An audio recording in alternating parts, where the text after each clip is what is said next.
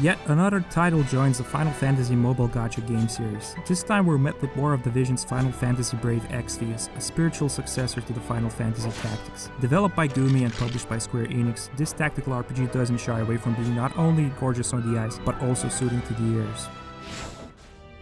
Opportune timing. Your Majesty. The story revolves around two main kingdoms, Leonis and Hourne. Two brothers, Monte and Sterne, along with their father Oelde, encounter a damsel in distress, Machérie, the steel maynard of Hourne. You're first thrust into the main campaign where you play through the segmented parts of the story that mainly consist of the same objective of annihilating your enemies. Just like Final Fantasy Tactics, the battles are fought in diorama maps with grid system. You're able to bring 5 of your own units and hire 1 more as a mercenary. At the start of the game you're introduced to a daunting amount of different growth systems. Just to give you an example, each unit has 3 jobs, such as a Dragoon, Knight, Sorceress, etc., and their own ability grids. Now ability grids require job points or GP, and you obtain those by only participating with the unit in battle.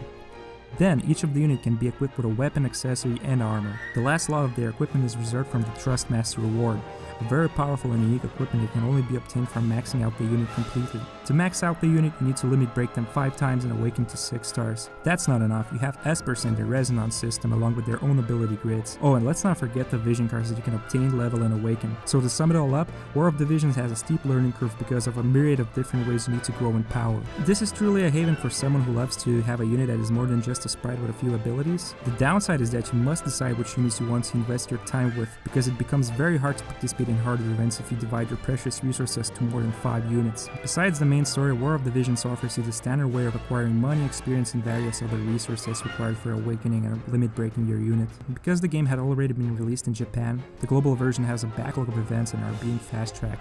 Events are usually generous with very rare currencies such as Rainbow Fragment of Thoughts.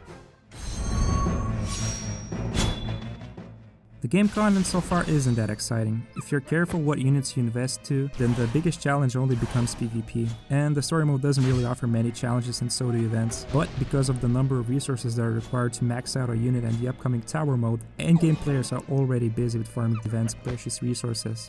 Speaking of PvP, it's available in 3 modes. First and the most important one is the auto mode PvP, where you have no control over your units. There's also match mode, but doesn't really offer any great rewards. Finally, there's guild PvP, where 2 guilds are pitted against each other, but it's basically the same as auto mode arena, you just get to pick your own opponents.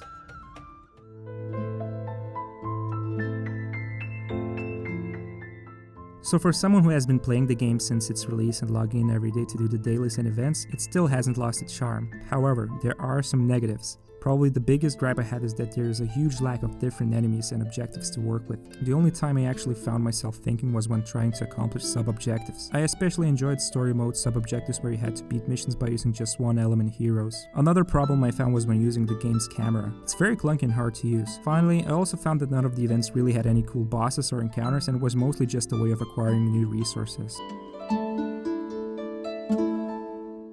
War of Division's Final Fantasy Brave Exvius is a beautiful game with a wonderful soundtrack.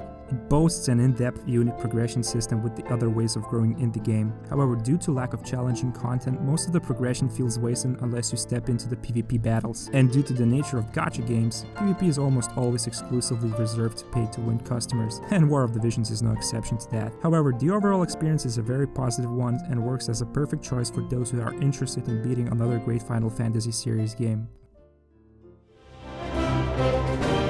This is Gacha Gamer. Thank you for watching our video. Make sure to subscribe and leave a comment.